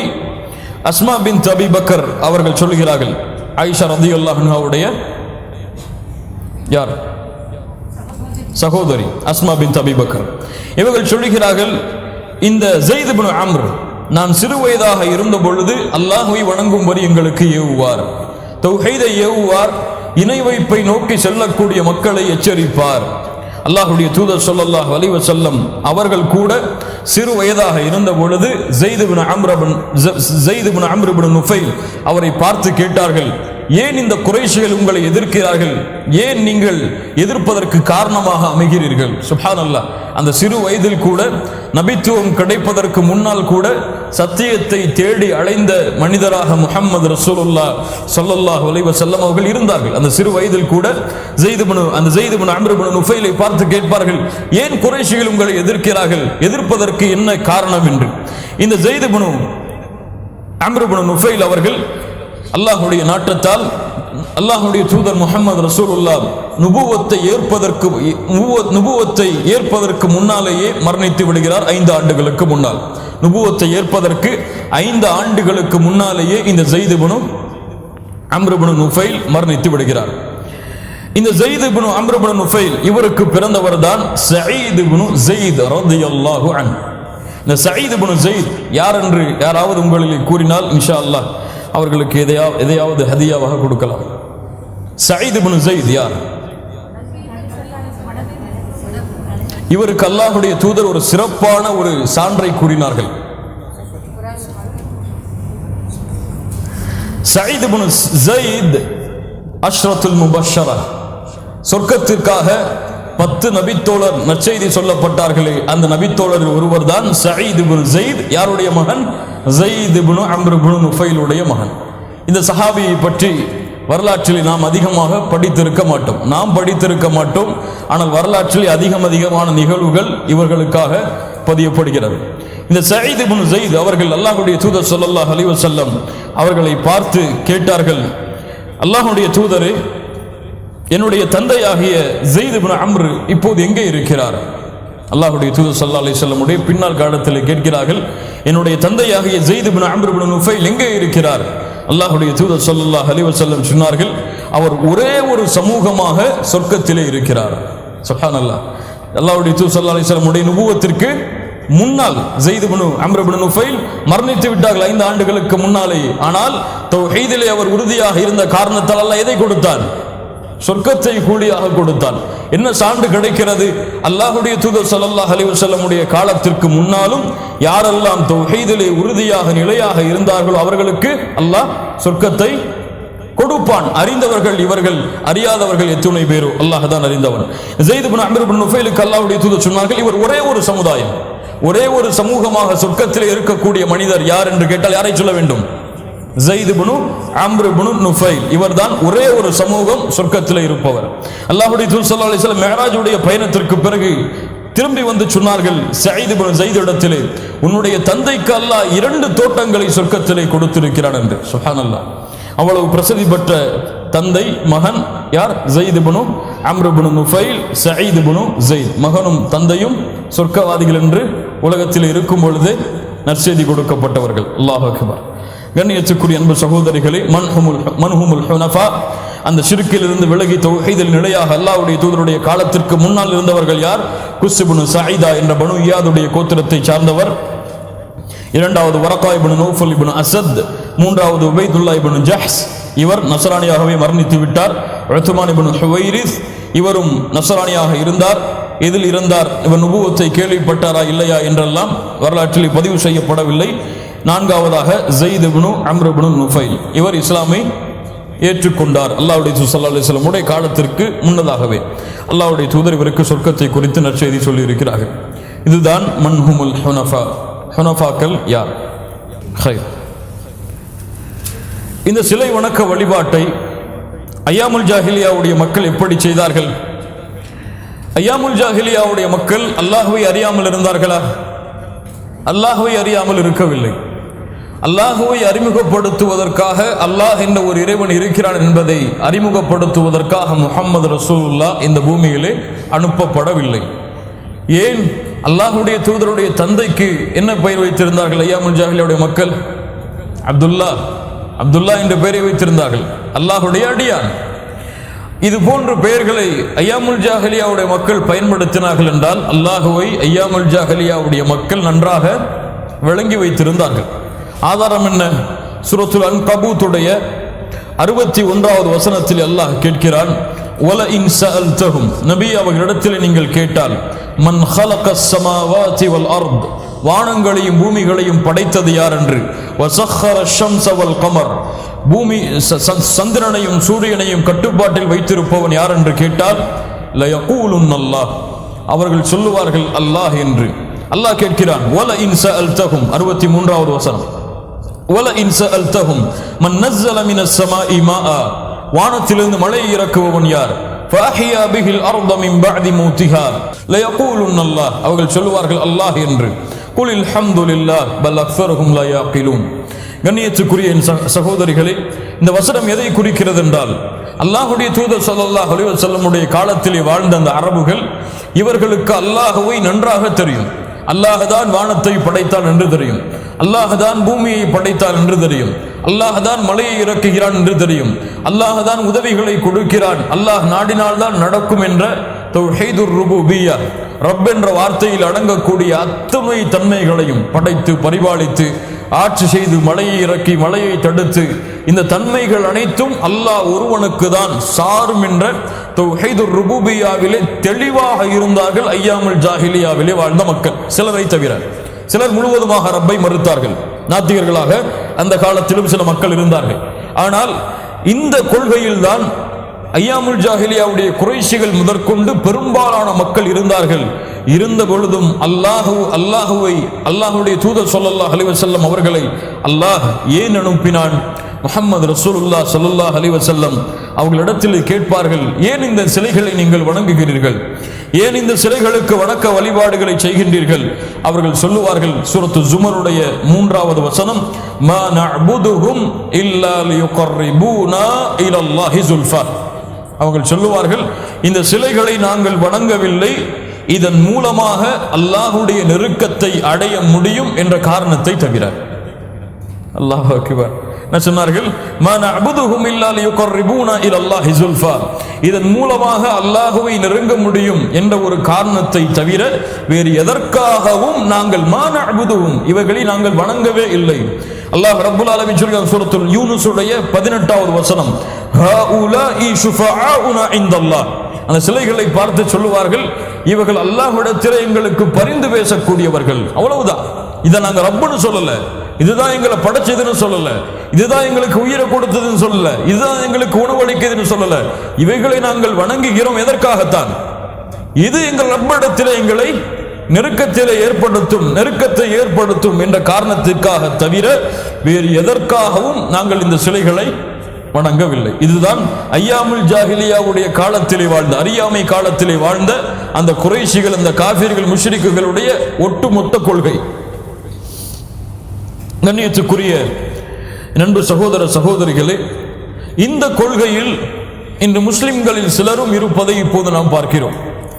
அல்லாஹுவை நேரடியாக அழைக்க தெரியாமல், அல்லாஹுவை நேரடியாக அழைத்தால் பதில் கொடுப்பான், என் தேவைகளை நிறைவேற்றுவான் என்பதை அறியாமல் முஸ்லிம்களில் சிலர், குறிப்பாக பெண்களில் சிலர், தமிழகத்திலே வாழக்கூடியவர்களும் அல்லது மற்ற நாடுகளிலே வாழக்கூடியவர்களும் அல்லாஹுவை ஒரு வழி இல்லாமல், ஒரு நேசர் இல்லாமல் நெருங்க முடியாது என்ற காரணத்தை கொண்டு அல்லாஹுவை நெருங்குவதற்கு, அல்லாஹுவை அடைவதற்கு, அல்லாஹ்விடத்திலே கோரிக்கையை வைத்ததை பெறுவதற்கு அல்லாஹுடைய அடியார்களாக இந்த பூமியில் வாழ்ந்த நல்லவர்களுடைய பெயரை வைத்து அல்லாஹுவை நெருங்குவதை. சுப்ஹானல்லாஹ். இது ஐயாமுல் ஜாஹிலியாவுடைய காலத்திலே வாழ்ந்த கொள்கையை அப்படியே பின்பற்றுவதுதான் இந்த கொள்கை. ஐயாமுல் ஜாஹிலியாவுடைய காலத்திலே அவர்களும் அல்லாஹுவை ரப்பாக ஏற்றுக் கொண்டிருந்தார்கள், அவர்களும் அல்லாஹுவை தான் வணங்கினார்கள். அந்த சிலைகளை அவர்கள் அழைத்தார்கள் என்றால் அந்த சிலைகள் யாராக இருந்தார்கள்? லாத் ஒரு மிகப்பெரிய நல்லவராக இருந்தார். லாத் லத்த எலுத்து, ஒரு மக்காவாசிகளிலே ஒரு சூப்பை விநியோகம் செய்யக்கூடிய ஒரு மனிதராக இருந்தார் இந்த லாத் என்பவர். ஏன் அல்லாஹ்வுடைய தூதர் ஸல்லல்லாஹு அலைஹி வஸல்லம் சிலைகளை உடைக்கும் பொழுது, ஃபத்ஹ் மக்காவின் பொழுது இப்ராஹிம் அலைஹிஸ்ஸலாமுடைய சிலை இருந்தது, நபி ஈசா அலைஹிஸ்ஸலாமுடைய சிலை இருந்தது, மக்காவில் புகாரிலே வருகின்றது. இந்த சிலைகளை, இந்த நபிமார்களுடைய சிலைகளை, நல்லவர்களுடைய சிலைகளை வைத்துதான் இவர்கள் அல்லாஹுவை நெருங்கினார்கள். இப்போது ஒரு நல்லடியாரை வைத்து ஒருவர் அல்லாஹுவை நெருங்குகிறார், அதுவும் இறந்துவிட்ட இந்த உலகத்திலே இல்லாத ஒரு நல்லடியாரை வைத்து அல்லாஹுவை நெருங்குகிறார். இவர்களுக்கும் அவர்களுக்கும் என்ன வித்தியாசமாகும்? அல்லாஹ் ரப்புல் ஆலமீன் பாதுகாப்பானாக. அல்லாஹுவை யாரின் மூலமாகவும் நெருங்க வேண்டும் என்ற அவசியம் கிடையாது. அல்லாஹுவை ஒருவரை வைத்து அழைத்தால் தான் அந்த அழைப்பிற்கு அல்லாஹ் பதில் கொடுப்பான் என்ற தேவை எல்லாம் அல்லாஹ்விற்கு கிடையாது. அல்லாஹுவை யார் அழைத்தாலும், எப்படிப்பட்ட மோசமான மனிதர் அழைத்தாலும் அல்லாஹ் அந்த அழைப்பிற்கு பதில் கொடுப்பான். குர்ஆனிலே சூரத்து ஜுமரை எடுத்து படித்து பாருங்கள். அல்லாஹ் சொல்லுகின்றான், குல் யா இபாதியல்லதீன அஸ்ரஃபு அலா அன்ஃபுஸிஹிம், குல் யா இபாதியல்லதீன அஸ்ரஃபு அலா அன்ஃபுஸிஹிம். இன்று பலர் சொல்லுகின்றார்கள், நாங்கள் இவ்வளவு பாவம் செய்து விட்டோம், இந்த பாவத்தோடு எப்படி எங்களுடைய ரப்பை நாங்கள் அழைப்பது? இவ்வளவு குற்றத்தோடு இருக்கிறோம், இந்த குற்றத்தோடு எப்படி அந்த தூய்மையாக இருக்கக்கூடிய இறைவனை அழைப்பது? ஒரு வழி இல்லாமல் செல்ல முடியாது என்று கேட்கிறார்கள். அவர்களுக்கெல்லாம் அல்லாஹ் பதில் சொல்லுகின்றான், குல் யா இபாதியல்லதீன அஸ்ரஃபு அலா அன்ஃபுஸிஹிம், வரம்பு மீறி பாவம் செய்து கொண்ட, தங்களுக்கு தாங்களே அநீதம் இழைத்துக் கொண்ட, குல் யா இபாதி, என்னுடைய அடியார்களுக்கு நபியை சொல்லுங்கள். சுப்ஹானல்லாஹ், அல்லாஹ்வுடைய அருளை யாரும் அளக்க முடியாது. அல்லாஹ் கூறுகின்றான், இந்த வரம்பு மீறி இவர்கள் பாவம் செய்தாலும் இவர்கள் யாருடைய அடியார்கள் தான்? என்னுடைய அடியார்கள் தான். குல் யா இபாதியல்லதீன அஸ்ரஃபு, அல்லாஹ் இங்கே மூமின்களை பார்த்து சொல்லவில்லை. இங்கே யார் பாவங்களை விட்டு விலகி இருக்கிறார்களோ அவர்களை பார்த்து அல்லாஹ் சொல்ல கூறவில்லை. குல் யா இபாதியல்லதீன அஸ்ரஃபு அலா அன்ஃபுஸிஹிம் லா தக்னது மிர் ரஹ்மத்தில்லாஹ், அல்லாஹ்வுடைய அருளில் நம்பிக்கை இழந்து விடாதீர்கள். இன்னல்லாஹ யக்ஃபிரு ذுனூப ஜமீஆ, உங்களுடைய எல்லா பாவங்களையும் நீங்கள் அல்லாஹ்வை பார்த்து யா அல்லாஹ் என்னை மன்னித்து விடு என்று கேட்டால் அல்லாஹ் மன்னிப்பான். அல்லாஹ் யக்ஃபிரு ذுனூப ஜமீஆ இன்னஹு ஹுவல் கஃபூருர் ரஹீம். அல்லாஹ் அடுத்து சொல்லுகிறான், அவன்தான் பாவங்களை மன்னிக்க கூடியவன், இரக்க குணமுடையவன். கண்ணியத்துக்குரிய அன்பு சகோதர சகோதரிகளே, இந்த கொள்கையில்தான், இந்த மாற்றம், இதற்கு மாற்றமான கொள்கையில் தான் ஐயாமுல் ஜாஹிலியாவுடைய காலத்திலே வாழ்ந்த முஷ்ரிக்குகள், காஃபிர்கள் இருந்தார்கள். இதுதான் முஹம்மது ரசூலுல்லாஹ் ஸல்லல்லாஹு அலைஹி வஸல்லம் அவர்களுடைய காலத்திற்கு முன்னால் மக்கள் எப்படி ஷிர்கில் இருந்தார்கள், அந்த ஷிர்கை விட்டு யாரெல்லாம் ஒதுங்கி இருந்தார்கள் என்ற வரலாறு. அடுத்த பகுதி, அரபு தேசம் முஹம்மது ரசூலுல்லாஹ் ஸல்லல்லாஹு அலைஹி வஸல்லம் அவர்கள் பிறப்பதற்கு முன்னால் எப்படி இருந்தது? இந்த அரபு தேசம் ரோம் பாரசீகம் என்ற மிகப்பெரிய ஆட்சிகளுக்கு இடையிலே இருந்ததுதான் அரபு தேசம். 4 திசையாலும் பாலைவனத்தால் சூழப்பட்ட இந்த தேசம் மிகவும் மக்கள் எல்லோரும் விரும்பி செல்லக்கூடிய இடமாக இருந்தது. ஏன் இருந்தது? அங்கே என்ன இருந்தது? அங்கே என்ன இருந்தது? கஅபத்துல்லாஹ், அல்லாஹ்வுடைய இல்லம் இருந்தது. முஹம்மது ரசூலுல்லாஹ் ஸல்லல்லாஹு அலைஹி வஸல்லம் அவங்களுடைய காலத்திற்கு முன்னாலும் ஹஜ்ஜை நோக்கி மக்கள் வருவார்கள். இப்ராஹிம் அலைஹிஸ்ஸலாமுடைய அழைப்பு, அந்த அழைப்பை ஏற்று அன்றிலிருந்து இந்த உலகம் முடியும் வரை அந்த இடத்தை நோக்கி மக்களுடைய உள்ளங்கள் எல்லாம் சென்று கொண்டுதான் இருக்கும். இந்த அரபு தேசத்திலே அதிகமான கலாச்சார சீரழிவுகள் இருந்தது. எங்கு பார்த்தாலும் மோசடிகள், எங்கு பார்த்தாலும் கொலை, எங்கு பார்த்தாலும் பழிவாங்குதல், எங்கு பார்த்தாலும் அடிமைகளை வைத்து வியாபாரம் செய்தல், அடிமைத்தனம் செலுத்துதல், பரம்பரையை வைத்து பெருமை அளித்து அதற்காக சண்டையிடுதல், இது போன்ற மிகப்பெரிய மோசமான கலாச்சாரங்களில் தான் அரபு தேசம் இருந்தது. விபச்சாரம் போன்ற கொடிய பாவங்கள் எல்லாம் அரபு தேசத்திலே கொடிகட்டி பறந்தது. அல்லாஹ் அக்பர். ஒரு கணவன் தன்னுடைய மனைவியை இது போன்ற செயல்களை செய்ய வைத்து வேடிக்கை பார்க்கும் அளவிற்கு மிகவும் மோசமான கலாச்சாரத்திலே ஐயாமுல் ஜாஹிலியாவுடைய அந்த மக்கள் வாழ்ந்து கொண்டிருந்தார்கள். கலாச்சார சீரழிவு என்பது வர்ணிக்க முடியாத அளவிற்கு எல்லை தாண்டி இருந்தது. அதனால்தான் வரலாற்று ஆசிரியர்கள் ஐயாமுல் ஜாஹிலியா, அறியாமை கால சமூகம், அறியாமையில் இருந்த சமூகம் என்று அந்த சமூகத்தை அழைக்கின்றார்கள். அந்த பாவங்களை எல்லாம் பட்டியல் போட்டு சொல்ல முடியாது. அவ்வளவு கொடிய குற்றத்திலே, அவ்வளவு பெரிய பழக்க வழக்கங்களிலே அந்த ஐயாமுல் ஜாஹிலியாவுடைய மக்கள் முஹம்மது ரசூலுல்லாஹ் ஸல்லல்லாஹு அலைஹி வஸல்லம் அவருடைய காலத்திற்கு முன்னால் வாழ்ந்த அரபுகள் வாழ்ந்தார்கள். சகுனம் பார்த்தல், ஜோசியம் பார்த்தல், குறி பார்த்தல், அம்புகளை வைத்து நல்ல சகுனம் கெட்ட சகுனம் பார்த்தல், இது போன்ற பழக்கங்கள் எல்லாம் ஐயாமுல் ஜாஹிலியாவுடைய காலத்திலே தலைவிரித்தாடியது. இந்த நேரத்தில் தான் சில நல்ல மக்கள், ஷிர்கிலே இருந்தாலும் சில நல்ல மக்கள் அத்னானுடைய கோத்திரத்திலிருந்து உருவாக ஆரம்பித்தார்கள். அதில் மிக பிரசித்தி பெற்றவர் தான் ஹாஷிம் என்று அழைக்கப்படக்கூடிய மனிதர். ஹாஷிமி, அல்லாஹ்வுடைய தூதர் அதனால் தான் ஹாஷிமி என்று அழைப்பார்கள். ஹாஷிம் என்ற ஒரு மனிதர் பிறந்தார். மிகவும் நல்லவராக இருந்தார். மக்காவில் இருக்கக்கூடிய ஹாஜிகளுக்கு தண்ணீர் அளிக்கக்கூடிய பாக்கியத்தை பெற்று அந்த பணியை செய்து கொண்டிருந்தார். மக்காவிலே வரக்கூடியவர்களுக்கு விதவிதமாக உணவுகளை சமைத்து கொடுக்கும் பழக்கம் உள்ளவராக இருந்தார். இவருடைய சகோதரன் முத்தலிப் என்ற ஒரு சகோதரன் இவருக்கு இருந்தார். அவரும் மிகவும் நல்லவராக இருந்தார். ஹாஷிம் அவர்கள் மதீனாவிற்கு சென்ற பொழுது மதீனாவுடைய கோத்திரத்தில் ஒரு பெண்ணை திருமணம் முடித்தார்கள். அல்லாஹ் ரப்புல் ஆலமீன் முஹம்மது ரசூலுல்லாஹ் அவர்களுக்கு மதீனாவோடு எப்படி தொடர்பை அவர்கள் வருவதற்கு முன்னாலேயே ஏற்படுத்துகிறான் என்பதை இந்த வரலாறுகள் எல்லாம் நமக்கு சொல்லுகிறது. ஹாஷிம் அவர்கள் மதீனாவிற்கு சென்ற பொழுது அங்கே இருந்த ஒரு கோத்திரத்திலே ஒரு பெண்ணை திருமணம் முடித்தார்கள். அவர் மூலமாக ஷைபா என்ற ஒரு குழந்தை பிறந்தது. ஷைபா என்ற ஒரு குழந்தை பிறந்தது. ஹாஷிம் அவர்கள் மக்காவிற்கு திரும்பி வருவதற்கு முன்னாலேயே மரணமாகி விட்டார்கள். அதனால் ஷைபா என்ற குழந்தை ஹாஷிமுக்கு இருந்தது என்று பெரும்பாலான மக்களுக்கு தெரியாது. அவருடைய சகோதரனாகிய முத்தலிப் அவர்கள் இதை கேள்விப்பட்டு அவர்களுடைய காலத்திற்கு பின்னால் மதீனாவிற்கு சென்று அந்த ஷைபாவை அழைத்து வருகிறார்கள். தன்னுடைய ஒட்டகத்திலே ஏற்றி அப்போது மக்காவில் அவர்கள் நுழையும் பொழுது மக்கள் எல்லோரும் அந்த ஷைபாவை பார்த்து முத்தலிபுடைய அடிமை போகிறான் என்று அழைக்க ஆரம்பித்தார்கள். அப்துல் முத்தலிப் என்று அழைக்க ஆரம்பித்தார்கள். என்று அப்துல் முத்தலிப் என்று அழைக்கப்பட்ட அந்த பெயர் யாருக்குரியது? ஷைபா என்று அழைக்கப்படக்கூடிய அந்த மனிதருக்குரியது. ஷைபா அப்துல் முத்தலிபாக அந்த மக்காவாசிகள் அழைத்த காரணத்தால் மாறினார். அல்லாஹுடைய தூதர் ஸல்லல்லாஹு அலைஹி வஸல்லம் உடைய பாட்டனார் அப்துல் முத்தலிப். முத்தலிப் அவர்கள் மரணித்ததற்கு பிறகு அப்துல் முத்தலிப் மக்காவுடைய அந்த பணிகளை செய்யக்கூடிய வாய்ப்பை பெற்று மிகவும் பிரசித்தி பெற்ற மனிதராக மாறினார். இந்த அப்துல் முத்தலிபுக்கு 10 ஆண் குழந்தைகள் பிறந்தது. அதிலே ஒருவர் தான் அப்துல்லா என்று அழைக்கப்படக்கூடிய ஒரு மனிதர். அப்துல் முத்தலிப் எல்லா பிள்ளைகளின் மீது பாசம் வைத்திருந்தாலும் அப்துல்லாவின் மீது அதிகமான பிரியத்தையும் பாசத்தையும் வைத்திருந்தார். இந்த நேரத்தில் ஒரு முறை ஒரு மழை நீருக்காக அல்லது தண்ணீருக்காக ஒரு நேர்ச்சை செய்தார். அல்லாஹ் எனக்கு இதை கொடுத்தால் நான் என்னுடைய பிள்ளைகளில் ஒருவரை அல்லாவிற்காக அறுத்து பலியிடுவேன் என்று. அந்த பலியிடக்கூடிய நேரம் வரும் பொழுது அப்துல்லாவுடைய பெயர் வருகிறது. எப்படி அப்துல்லாவை அறுப்பது என்று அறியாமல் அங்கே இருந்த மக்காவில் இருந்த தலைவர்களிடத்தில் சென்று கேட்டார். அவர்கள் ஆலோசனை சொன்னார்கள். அப்துல்லாவுடைய பெயரை ஒரு சீட்டிலே வையுங்கள், 10 ஒட்டகங்களை இன்னொரு சீட்டிலே வையுங்கள். அப்துல்லாவுடைய பெயர் வந்தால் மறுபடியும் அதை குலுக்குங்கள். எத்தனை சீட்டுகள் வருகிறதோ, ஒட்டகங்களுடைய சீட்டுகள் வருகிறதோ அதை எடுத்து அதை அறுத்து பலியிட்டுக் கொள்ளுங்கள். அப்துல்லாவை கொடுக்க தேவையில்லை என்று.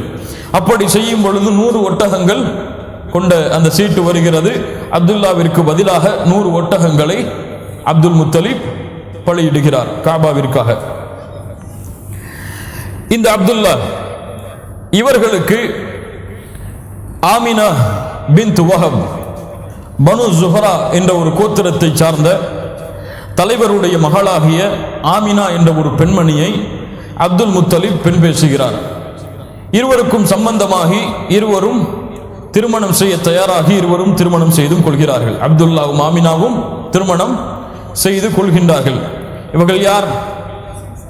முஹம்மது ரசூலுல்லாஹ் ஸல்லல்லாஹு அலைஹி வஸல்லம் அவர்களுடைய தந்தை தாய். இவர்களுடைய வரலாற்றை பற்றி அதிகமாக எம்மால் காண முடியாது வரலாற்றுகளில். ஏனென்றால் முதல் காரணம், இவர்கள் சிறிய நேரம்தான் திருமணத்திற்கு பிறகு ஒன்றாக சேர்ந்து வாழ்ந்தார்கள். இரண்டாவது காரணம், நுபுவத்திற்கு முன்னாலேயே அப்துல்லா அவர்கள் மரணமாகி விட்டார்கள். அதனால் வரலாற்றிலே அதிகமான பதிவுகள் இவர்களுடைய வாழ்க்கையை பற்றி கிடையாது. ஆனால் இருவரும் கண்ணியமான முறையில், ஒழுக்கமான முறையில் மக்காவிலே பேசப்பட்ட 2 கணவன் மனைவிகளாக வாழ்ந்தார்கள். அப்துல்லா, ஆமினா. அப்துல்லா எந்த வம்சத்தை சார்ந்தவர்? அதுதான் முக்கியமாக குறைஷி வம்சத்தை சார்ந்தவர். ஆமினா அவர்கள் எந்த வம்சத்தை சார்ந்தவர்கள்? பனு ஜுஹரா. பனு ஜுஹராவும் குறைஷி வம்சத்தை சார்ந்ததுதான். குறைஷி என்பது ஒரு மிக பிரசித்தி பெற்ற குலம். அதனுடைய கிளைகள் பல இருக்கிறது. அப்துல் மனாஃப் என்ற ஒரு கிளை இருந்தது, பனு அப்துல் மனாஃப். அதிலே ஒரு கிளை தான் பனு ஜுஹரா. இந்த பனு ஜுஹரா குறைஷியுடைய குலம் தான். இருவரும் ஒரே குலத்திலேயே திருமணம் செய்து கொண்டார்கள், அப்துல்லாவும் ஆமினாவும். அப்துல்லா அவர்கள் திருமணம் முடித்ததற்கு பிறகு ஷாமை நோக்கி சென்று மறுபடியும் மதீனாவிற்கு சென்று திரும்பி வரக்கூடிய நேரத்தில் வியாபாரத்தை முடித்து திரும்பி வரும் பொழுது ஒரு நோய் வாய்ப்படுகிறார். அந்த குறைஷி கூட்டத்தை, அந்த வியாபார கூட்டத்தை மக்காவிலே அனுப்பிவிடுகிறார். ஆமினா அவர்கள் மக்காவிலே தன்னுடைய கணவன் வருவார் என்று எதிர்பார்த்து கொண்டிருக்கும் பொழுது வியாபார கூட்டம் மட்டும் வருகிறது. அப்துல்லா அவர்கள் வரவில்லை. கேட்டார்கள், நோய்வாய்ப்பட்டிருக்கிறார், நோய் முடிந்ததற்கு பிறகு அப்துல்லா திரும்பி வருவார் என்று ஆமினா அவர்களுக்கு அந்த வியாபார கூட்டம் சொன்னது. ஆனால் வந்த இரண்டாவது செய்தி, அப்துல்லா அவர்கள் மரணித்து விட்டார்கள் என்ற செய்திதான். முஹம்மது ரசூலுல்லாஹ் ஸல்லல்லாஹு அலைஹி வஸல்லம் அவர்கள் அவர்களுடைய தந்தையுடைய வயிற்றில் இருக்கும் பொழுது அப்துல்லா அவர்கள் மரணமாகி விட்டார்கள் என்பதுதான் வரலாறு. இன்னும் சில ரிவாயத்துகளிலே அவர்கள் 2 வருடங்களுக்கு பிறகுதான் மரணித்தார்கள் முஹம்மது ரசூலுல்லாஹ் பிறந்ததற்கு பிறகு. ஆனால் அதற்கு ஆதாரம் எதுவும் கிடையாது. முஹம்மது ரசூலுல்லாஹ் ஸல்லல்லாஹு அலைஹி வஸல்லம் அவர்கள் இந்த பூமியிலே பிறப்பதற்கு முன்னாலேயே அப்துல்லா அவர்கள் மரணித்து விடுகிறார்கள். எங்கே? எஸ்ரிப் என்றால் மதீனாவுடைய பழைய பெயர். மதீனாவுடைய பழைய பெயர் எஸ்ரிப். எஸ்ரிப் என்ற இடத்திலேயே தன்னுடைய 23 அல்லது 24 அல்லது 25 மிக சுருக்கமான வயதிலேயே அப்துல்லா அவர்கள் மரணித்து விடுகிறார்கள். இந்த நேரத்திற்கு முன்னால் நடந்த மிக முக்கியமான நிகழ்வுதான் அஸ்ஹாபுல் ஃபீல், யானை படை சம்பவம் என்று அழைக்கப்படக்கூடிய அந்த நிகழ்வு. அப்துல் முத்தலிபுடைய காலத்திலே நடந்த மிக பிரசித்தி பெற்ற சம்பவங்களில் ஒன்று. முஹம்மது ரசூலுல்லாஹ் ஸல்லல்லாஹு அலைஹி வஸல்லம் அவர்களுடைய பிறப்புடைய ஆண்டை பற்றி சொல்லும் பொழுது யானைப்படை, அந்த யானைப்படையுடைய ஆண்டில் பிறந்தவர் என்று முஹம்மது ரசூலுல்லாஹ் ஸல்லல்லாஹு அலைஹி வஸல்லம் அவர்கள் அழைக்கப்படுவார்கள். ஏனென்றால் ஒரு ஆண்டிலே என்ன நிகழ்வு நடக்கிறதோ அந்த நிகழ்வைத்தான் அந்த ஆண்டுடைய பெயராக அரபுகள் சூட்டுவார்கள். அவர்களுக்கென்று தனி காலண்டரோ தனி எண்ணிக்கையுடைய மாதங்களோ கிடையாது. அல்லாஹ்வுடைய தூதர் ஸல்லல்லாஹு அலைஹி வஸல்லம் காலத்திற்கு பிறகுதான் ஹிஜ்ராவுடைய காலண்டர் தொடங்கமானது. யாருடைய ஆட்சியிலிருந்து? உமர் இப்னுல் கத்தாப் ரலியல்லாஹு அன்ஹு அவருடைய ஆட்சியிலிருந்து. இந்த ஆமுல் ஃபீல் என்று அழைக்கப்படக்கூடிய இந்த யானைப்படை சம்பவம் என்ன? நஜ்ஜாசி மன்னன் யமன் தேசத்திற்கு அப்ரஹா என்ற ஒரு ஆளுநரை நியமித்தான். நஜ்ஜாசி மன்னன் அப்ரஹா என்ற ஒரு ஆளுநரை யமன் தேசத்திற்கு நியமிக்கின்றான். இவன் பார்க்கிறான், உலகத்தில் இருந்து எல்லா மூலைகளிலும் மக்கள் மக்காவை நோக்கி மட்டுமே சென்று கொண்டிருப்பதை, காபாவை தரிசிப்பதற்காக மட்டும் உலகத்திலிருந்து நாலா புறங்களிலும் மக்கள் சென்று கொண்டிருப்பதை பார்த்து இந்த திசையை மாற்ற வேண்டும், இந்த காபாவை நோக்கி மக்கள் செல்லுவதை நம்முடைய நாட்டை நோக்கி வர வேண்டும் என்ற காரணத்திற்காக ஒரு பெரிய ஒரு கட்டிடத்தை, காபாவை விட பலமான அலங்கரிக்கப்பட்ட ஒரு கட்டிடத்தை எங்கே கட்டுகிறான்? யமனிலே அமைக்கின்றான். இதை அமைத்ததை கேள்விப்பட்ட ஒரு தோழர், பனு கினானா என்ற குலத்தை சார்ந்த ஒரு தோழர் அங்கே சென்று அந்த இல்லத்தை அசுத்தப்படுத்தி விடுகிறார். அதன் காரணமாக கோபமடைந்த இந்த அப்ரஹா அந்த காபாவை அடியோடு அடித்து நொறுக்கி விட வேண்டும், காபாவை இருந்த இடம் தெரியாமல் தகர்த்து விட வேண்டும் மஅதல்லாஹ் என்பதற்காக பெரும் படையை கூட்டிக் கொண்டு 60,000 எண்ணிக்கை கொண்ட படையை கூட்டிக் கொண்டு பெரும் யானை படைகளோடு 13 அல்லது 9 யானை படைகளோடு கிளம்பி வருகிறான் யமனில் இருந்து காபாவை நோக்கி அழிப்பதற்காக. ஆனால் தெரியவில்லை யார், அவன் அறியவில்லை அங்கே வந்ததற்கு பிறகு யார் அழியப் போகிறார்கள் என்று. அப்ரஹா 60,000 மக்களுடைய படையை கொண்டு வருவதை கண்ட குறைஷிகள், மக்கா காஃபிர்கள் எல்லாம், அப்துல் முத்தலிபுடைய குடும்பத்தார்கள் எல்லோரும் பயந்து நடுங்கி ஒரு மலைக்கு பின்னால் தஞ்சம் அடைகிறார்கள். அவ்வளவு எண்ணிக்கை கிடையாது. அரபுகளை பொறுத்தவரை அவர்கள் வெளிநாடுகளில் எல்லாம் போர் செய்து வெளி மாநிலங்களை எல்லாம் போர் செய்து பழக்கம், வெளி மாநிலங்கள் எல்லாம் போர் செய்து போருடைய தந்திரம் அறிந்தவர்கள் கிடையாது. அவர்கள் சண்டை பிடிப்பதாக இருந்தால் குலத்தோடு சண்டை பிடிப்பார்கள் அல்லது பரம்பரையோடு சண்டை பிடிப்பார்கள். இவர்கள் ரோம் பாரசீக அரசுகளோடெல்லாம் மோதுவதற்கு இவர்களுக்கு சக்தி கிடையாது. அதனால்தான் சஹாபாக்கள் பின்னால் காலத்திலே ரோம் பாரசீக அரசுகளுக்கெல்லாம் சென்ற பொழுது சஹாபாக்களை பார்த்து ரோம பாரசீக அரசர்கள் கேலி செய்தார்கள். அரபு தேசத்திலிருந்து வந்திருக்கிறாயா, நீ போரிட போகிறாயா, எதையாவது கொடுக்கிறோம் வாங்கி செல், அல்லது உனக்கு ஏழை என்றால் உனக்கு காசு பணம் கொடுக்கிறோம் திரும்ப செல் என்று கேலி செய்தார்கள். அரபுகள் போர் செய்ததாக வரலாற்றில் எங்கேயும் பார்க்க முடியாது. அப்படிப்பட்ட அரபுகள் எல்லோரும் மக்காவிலே ஒரு மலைக்கு பின்னால் சென்று தஞ்சம் அடைகிறார்கள். இவன் அப்ரஹா மக்காவிலே நுழைவதற்கு முன்னால் அப்துல் முத்தலிபை அழைத்து பறையம் பேசுகிறான். இதை கொடு, நான் உனக்கு இதை கொடுக்கிறேன். அப்துல் முத்தலிப் அதற்கு பிறகு சொல்லிவிட்டார், நான் இப்னுடைய தலைவன் தான், ஒட்டகத்தை நியமிக்கக்கூடிய அதனுடைய தலைவன் தான், இந்த பைத்துல்லாஹை, இந்த காபாவை நிர்ணயிக்கக்கூடிய தலைவன் அல்லாஹ், அவன் உன்னை தடுத்துக் கொள்ளுவான் என்று சொன்னதற்கு பிறகு அவன் கூறினான், அப்ரஹா, பார்ப்போம் யார் என்னை தடுப்பான் என்று. எப்போது இந்த வார்த்தையை வெளியிட்டானோ அன்றிலிருந்தே அவனுடைய சாபம் ஆரம்பித்து விடுகிறது. அப்ரஹா தன்னுடைய படையை கொண்டு வந்து முஹஸ்ஸிர், முஸ்தலிஃபா மினாவுக்கு இடையில் இருக்கக்கூடிய முஹஸ்ஸிர் என்ற இடத்தை அடைந்தவுடன் எல்லா யானை படைகளும் எல்லா படைகளும் பின்வாங்க ஆரம்பிக்கின்றது. யானைகளை பின்னோக்கி செலுத்தினால் ஓடுகிறது, முன்னோக்கி செலுத்தினால் முஹஸ்ஸிர் என்ற இடத்தை தாண்டி செல்ல மறுக்கிறது. என்ன நடக்கிறது என்று அப்ரஹா பயந்து நடுங்கிக் கொண்டிருக்கும் பொழுது அல்லாஹ் ரப்புல் ஆலமீன் இறக்குகிறான், அலம் தர கைஃப ஃபஅல ரப்புக பி அஸ்ஹாபில் ஃபீல் அலம் யஜ்அல் கைதஹும் ஃபீ தضلீல் வ அர்ஸல அலைஹிம் தைரன் அபாபீல். அபாபீல் என்ற பறவைகளை சிறிய கற்களுடைய அலகுகளை சிறிய கற்களை கொண்டு அல்லாஹ் ரப்புல் ஆலமீன் அனுப்புகிறான். அந்த கற்களை அந்த படையின் மீது அல்லாஹ் ரப்புல் ஆலமீன் வீசச் செய்கிறான். வந்த அத்துணை மக்களும் இடம் தெரியாமல் அப்படியே தர்மீஹிம் பிஹிஜாரத்தின் மின் சிஜ்ஜீல் ஃபஜஅலஹும் கஅஸ்ஃபின் மஅகூல், மென்று தின்னு போடப்பட்ட வைக்கோலை போன்று அனைவரும் அப்படியே மாறிவிடுகிறார்கள். அப்ரஹாவிற்கு மட்டும் அல்லாஹ் கொடுத்த விசேஷமான தண்டனை என்னவென்றால், ஒவ்வொரு நிமிடமும் ஒவ்வொரு உறுப்பு உடம்பிலிருந்து கலண்டு அப்படியே அவன் அழிந்து நாசமாகிறான் ஊருக்கு திரும்பக்கூடிய வழியில். இப்படி அல்லாஹ் ரப்புல் ஆலமீன் இந்த யானை படை முழுவதையும் அல்லாஹுடைய இல்லத்தை அல்லாஹ் பாதுகாப்பதற்காக முழுவதுமாக அல்லாஹ் அழிக்கின்றான். கண்ணியத்துக்குரிய நண்பு சகோதரிகளே, ஷிர்க்கு செலுத்தப்படக்கூடிய இடமாக கஅபா மாறினாலும் அல்லாஹ் ரப்புல் ஆலமீன் அதன் புனிதத்தை அல்லாஹ் பாதுகாக்கிறான். அல்லாஹுடைய இல்லத்துடைய கண்ணியத்தை, புனிதத்தை அல்லாஹ் ரப்புல் ஆலமீன் பாதுகாத்தான் அவனுடைய சக்தியை கொண்டு. இதற்கெல்லாம் பிறகுதான் இந்த பூமியிலே அல்லாஹ் ரப்புல் ஆலமீன் மிகப்பெரிய ஒரு அருட்கொடையை அல்லாஹ் ரப்புல் ஆலமீன் பிறக்க வைக்கின்றான்.